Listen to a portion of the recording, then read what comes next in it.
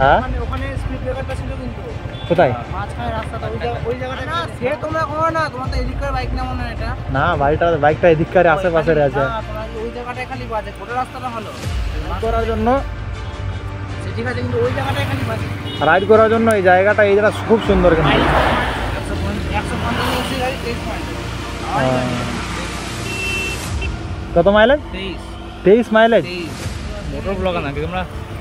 হ্যাঁ নতুন চ্যানেল খুলেছি মানে মোটর হচ্ছে গাড়ির কি রিভিউ দাও? এই যে সোমবারই কবে হ্যাঁ রোববার সকালে পেটাতে ফুল ট্যাঙ্কি করেছি।